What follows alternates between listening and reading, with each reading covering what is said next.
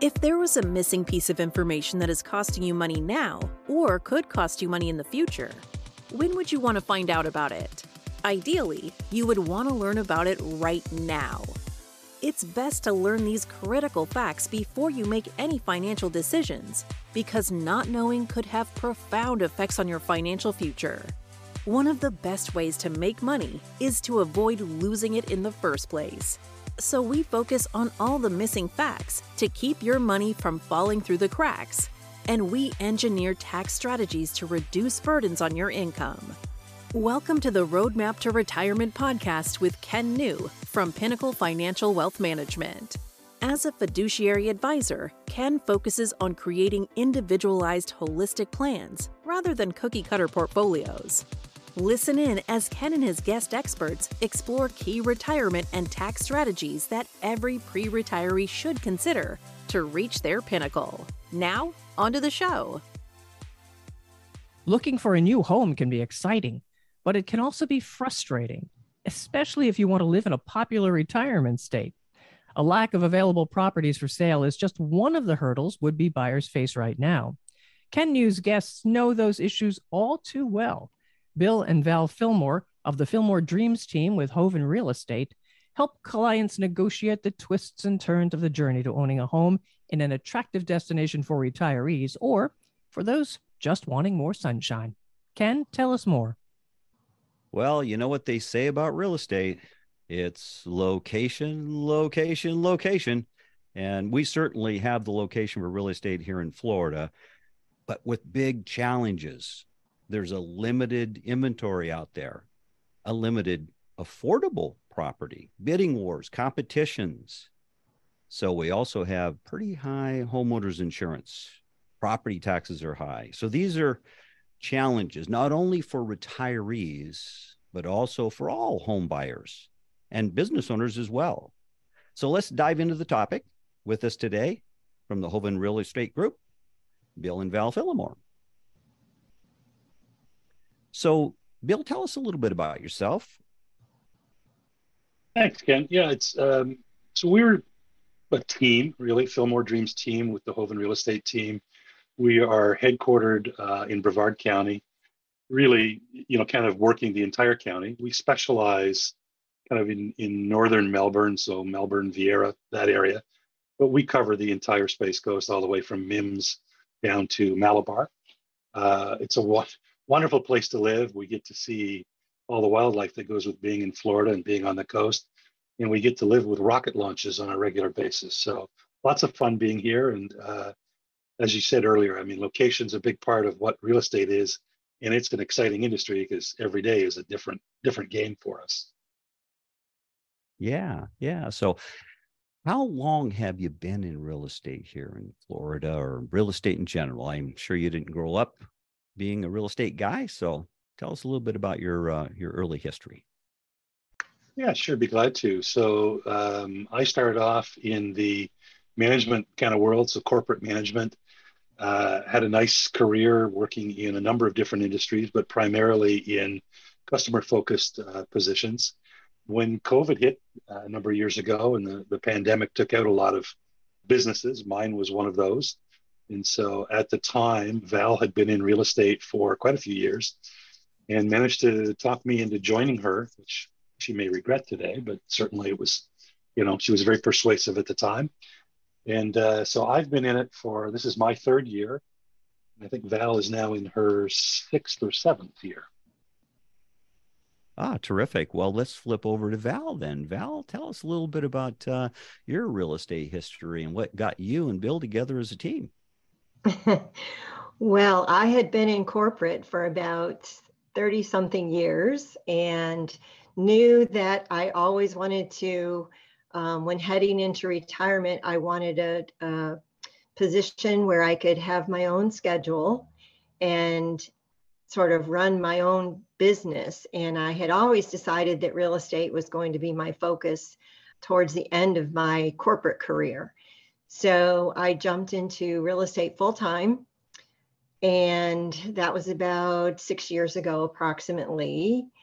And as Bill said, when COVID hit, I definitely convinced him to join me because he really was great about handling all the marketing aspects and some of the areas that are more of his expertise. So if now we're both working full time and we love it. It's just fun together. We have our own schedule. We can travel when we want to, and it's just fun. We just have a good time working together. Yeah, that's one of the awesome things about being your own boss. You can pick and It choose is. your times and spend time together. And but let's get into this crazy real estate market that we have here in Florida. What are you guys seeing right now? Maybe you can go first, Val.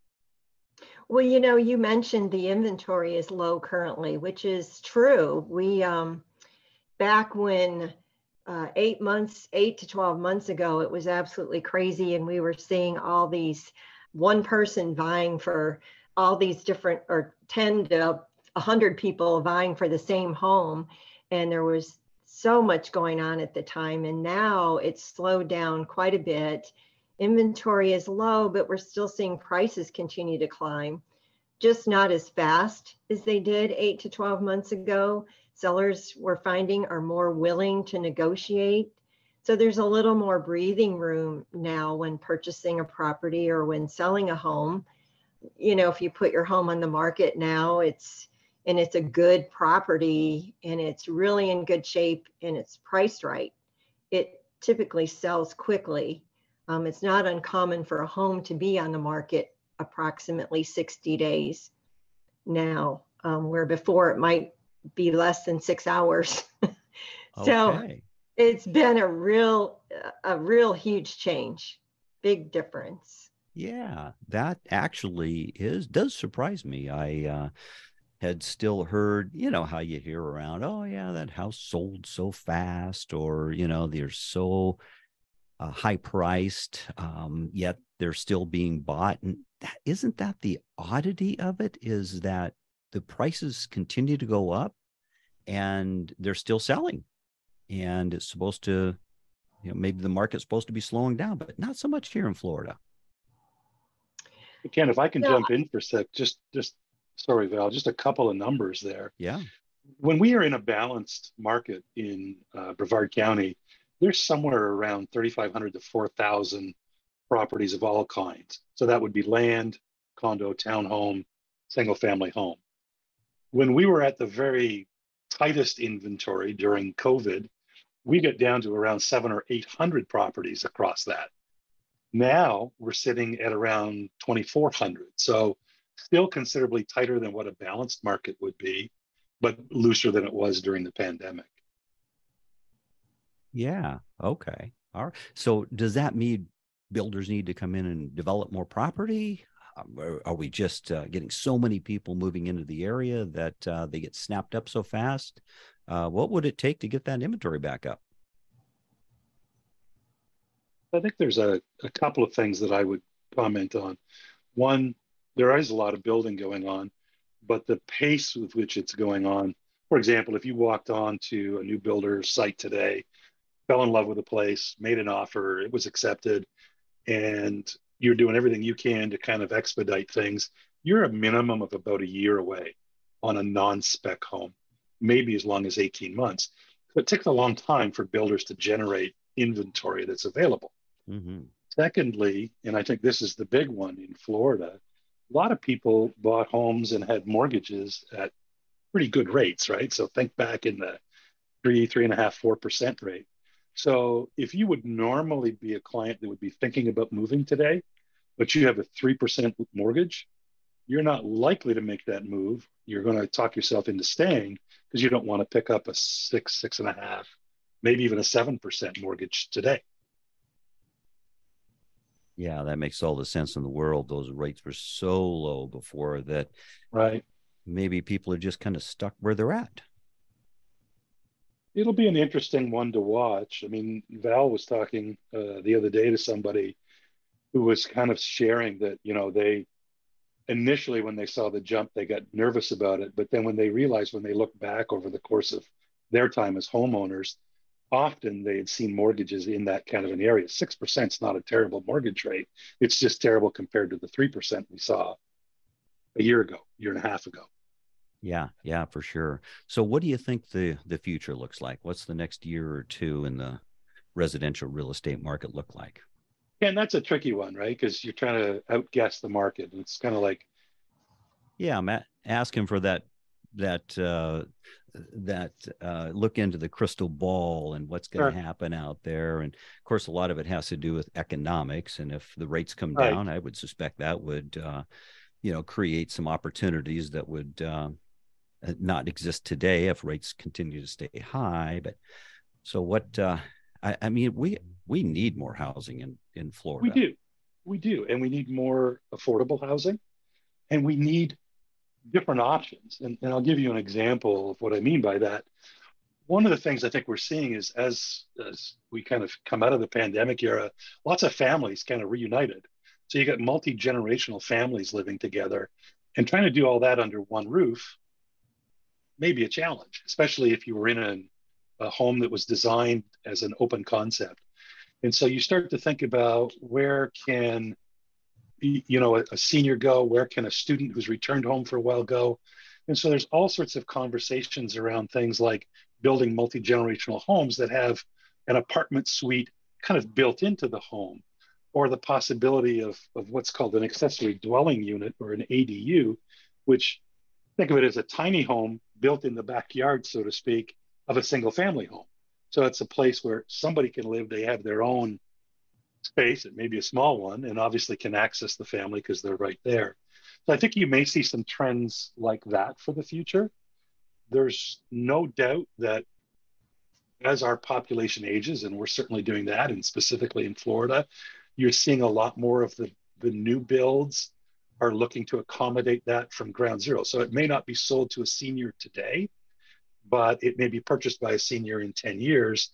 And so having things like zero entry shower, front door, no door sill, those kinds of things that allow people to age in place, I guess, for lack of a better term. Yeah. Yeah, those are great solutions. I've heard different people talking about that whole concept of building another small home on the property, Yep. especially if they've got a little bit of land. And I guess it just becomes a zoning issue, or something like that has to be overcome. Do you know anything about that part of it?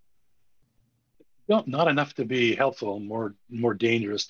I do know that in a number of the counties, those kinds of things are being reviewed by the permitting departments, and I think will probably come before, county and city councils, et cetera, over the next little while. It's a necessary change because we're not going to catch up in terms of building enough new homes that meet the affordable housing need. So this kind of a thing allows you to be multi-generational, gets you affordable housing, and it can do it quickly. In many cases, they're prefabbed, right? They can be customized, but at least they're partially underway. It's easy to get it up and running, inside of a few months. Yeah, that makes a lot of sense. I'm excited about that option for a lot of people because no doubt that the younger generations will be taking care of the older generations, and we have a lot of that going on here in Florida. And so it'll be interesting to see how it evolves. Well, and Brevard in particular is growing so quickly due to the growth of the port and the space programs. I mean, it's just incredible to watch and be part of that. So it's no doubt that we need a lot more housing.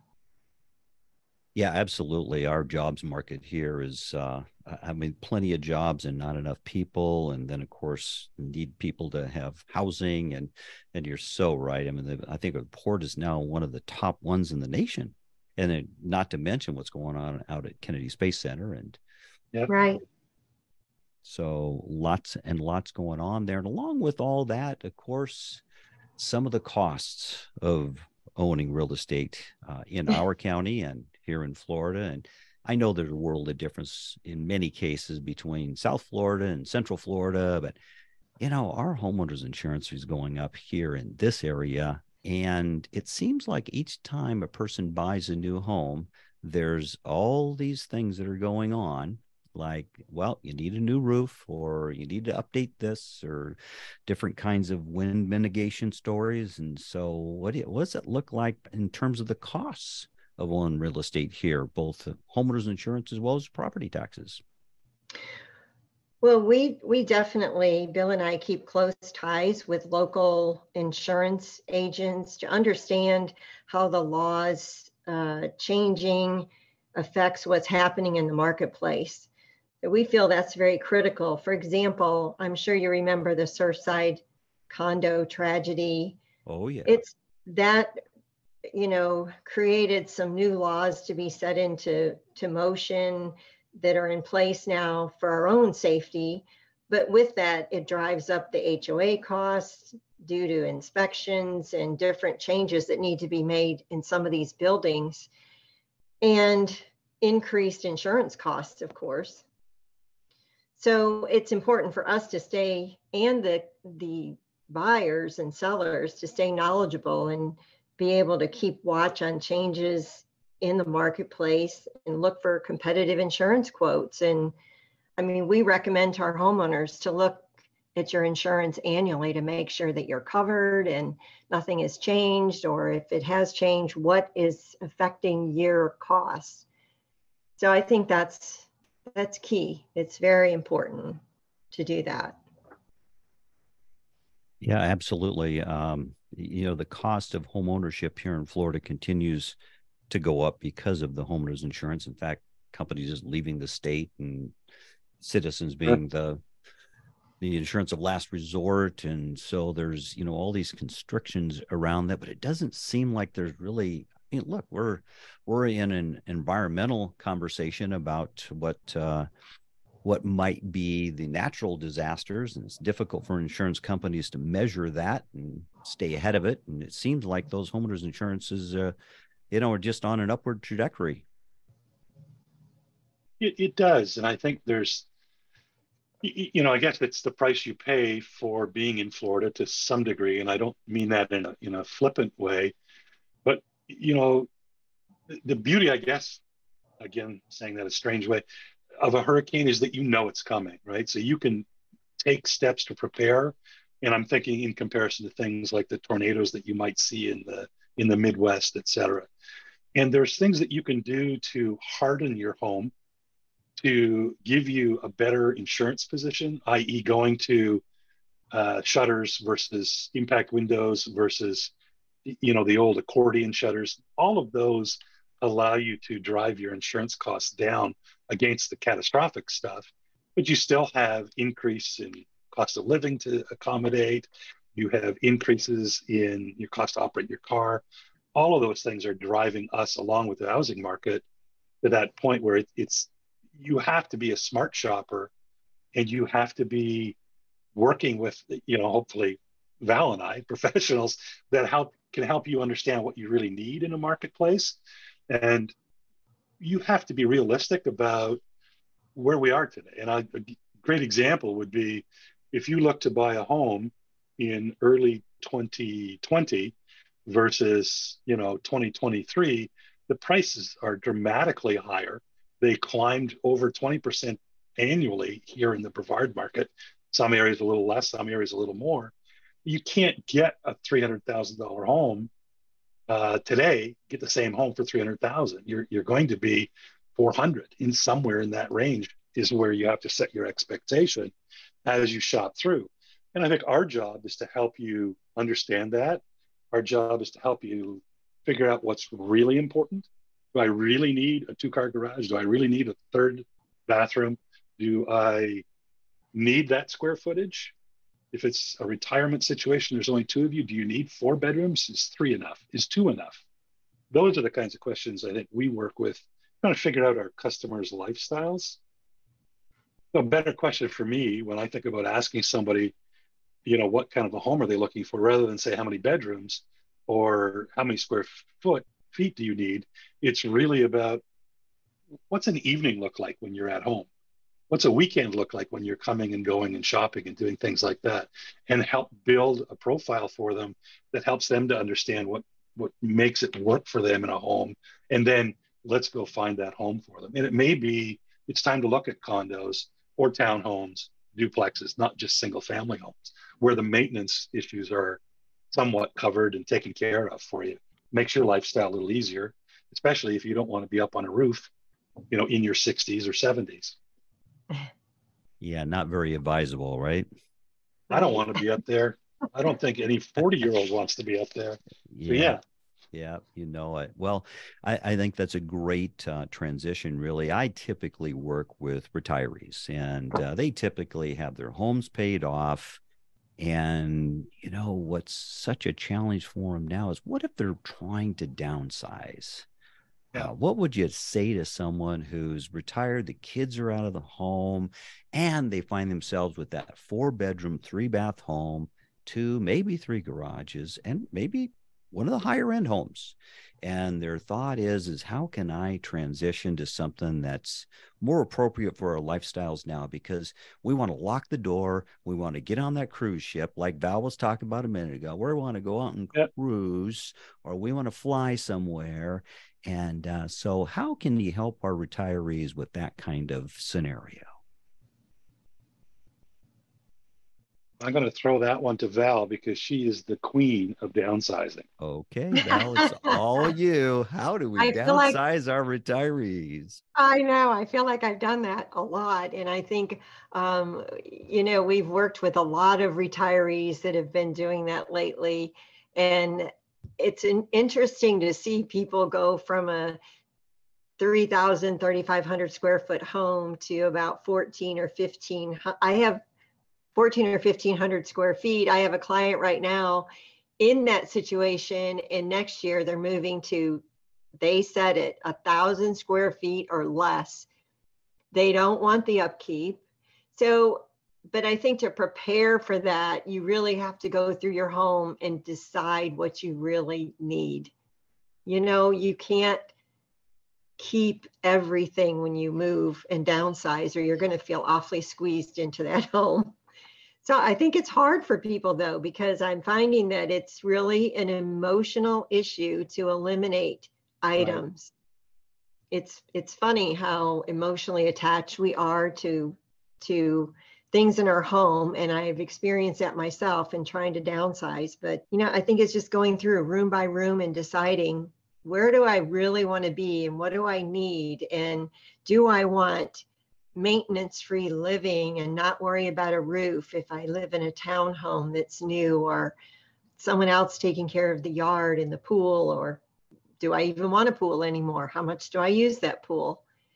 So I think you really have to ask some hard questions.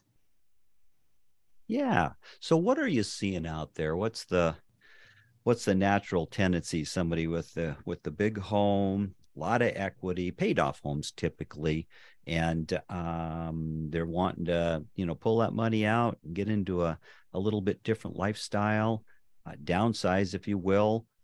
They're also aging, and so is there that happy medium between acquiring something that not only can help them with their lifestyle, but maybe be a transition, so if they needed care in the home, they could prepare for that as well? I think there are a lot of options. I think some of the 55 plus communities offer amenities that people are starting to enjoy instead of, I know people love to travel, as you mentioned, but they also are looking for the gym to keep up with their fitness. They're looking for a pool so that they can take their grandkids over to the community pool instead of having a pool in their backyard. So I think Brevard is offering some great options of maintenance-free living, which of course Bill and I love right now because that's what we would prefer.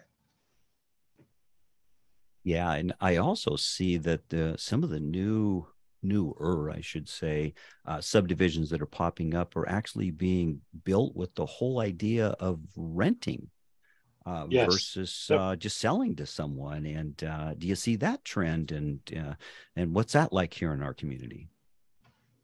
So it's just starting to take off, would be kind of my take on it today.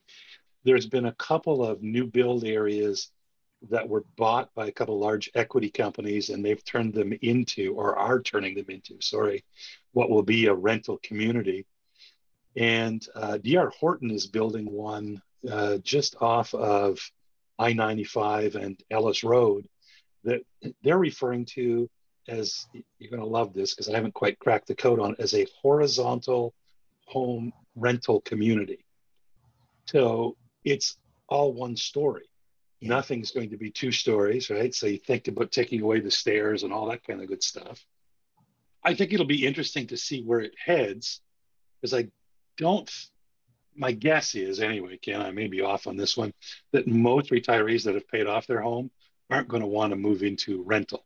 If they're downsizing, they're likely, if they're doing the transition, doing what Val's talking about in the 55 plus, in a villa or a townhome or even a duplex that still has a bit of a single family feel to it, but in reality kind of gives you the security of what would be a condo kind of an environment.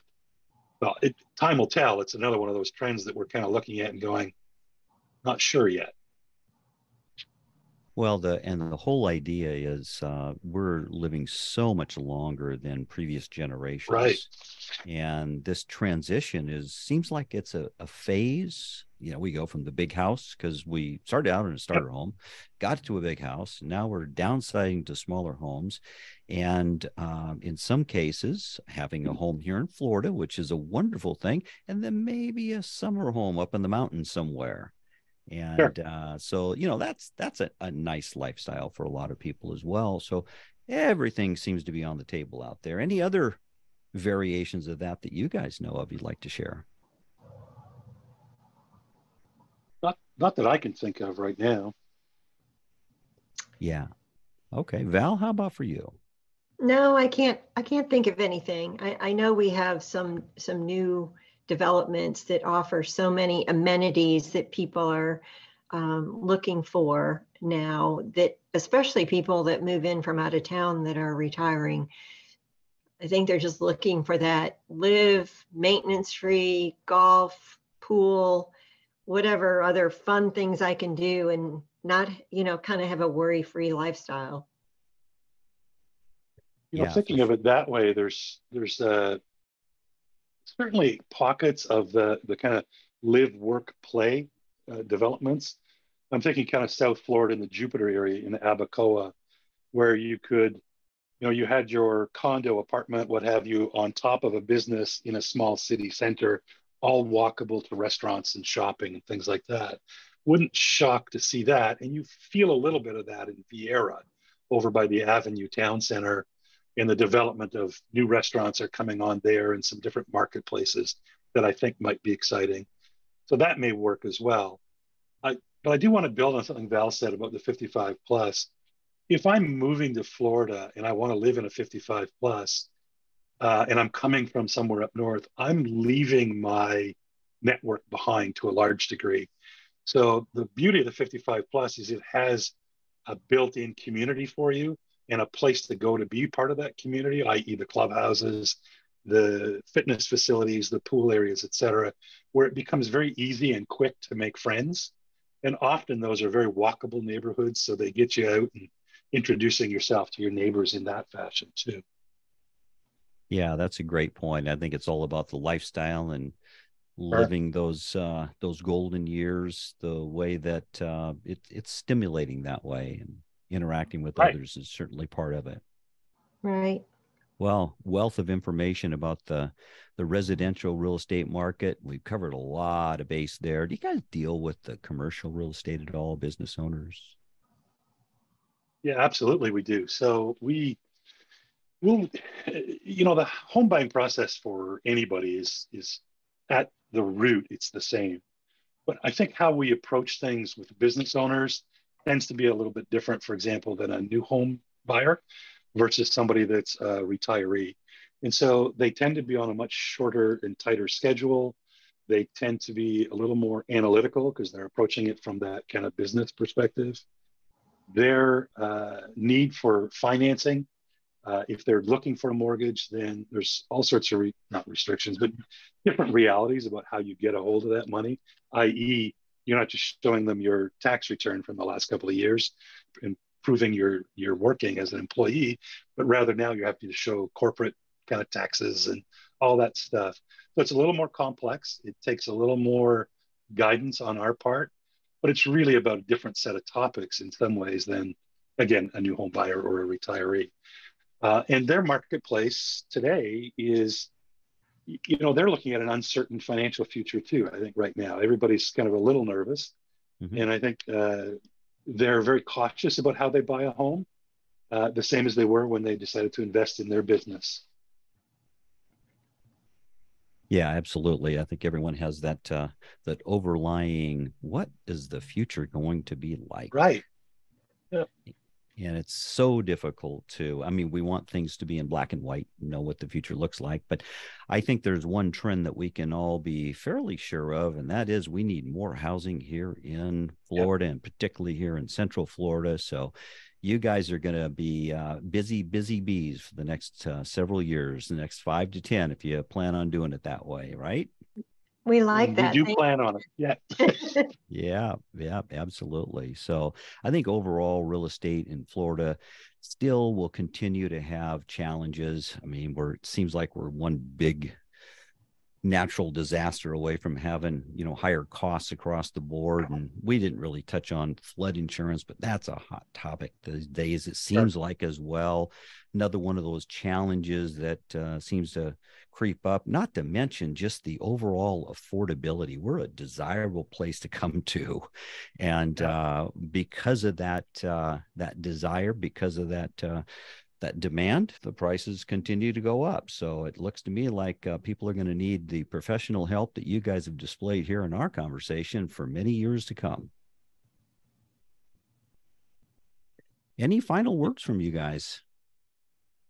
I'd like, thank you obviously for the time today. We certainly have enjoyed the chat, and, if anybody's listening and wants to get a hold of us, they can check our website out at fillmoredreams.com. And on that site, they're able to not only search for a home if they were looking to buy in Brevard County, but also do some research if they have a home they want to sell. We list all our partners on there, and certainly have the ability to do mortgage calculations, and we have a blog. So it's kind of a full service website. It gives you all the good stuff and doesn't get you out there and getting contacted by thousands of people because you've been on, one of the big .com, realtor.com or Zillow or something. A little more privacy. That's the best way to get a hold of us. Also, we have emails, val.fillmoredreams@gmail.com or bill.fillmoredreams@gmail.com. Best ways to get us, either one of those or through the website itself. Well, terrific. Yeah. So great presentation. Glad to hear from you talking about real estate here. I'm sure there's many retirees and homeowners that would love to engage with you and learn more about buying real estate here. I know our retirees are challenged, and any of those retirees out there, you can reach me, Pinnacle Financial Wealth Management.com. And the number is 321-454-3623. Talk to Jenny Giroux, 321-454-3623. Thanks, everyone. Have a good day. Thank you, Ken.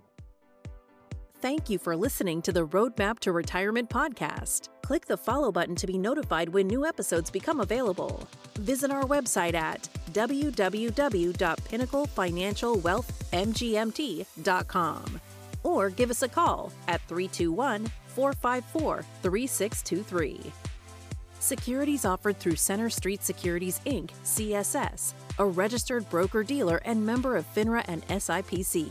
Investment advisory services offered through Center Street Securities Advisors, CSA, a SEC-registered investment advisor. Pinnacle Financial Wealth Management, CSS, and CSA are independent entities. Discussions are meant to be general in nature and may not be suitable for all investors. Please consult a tax professional regarding any tax implications.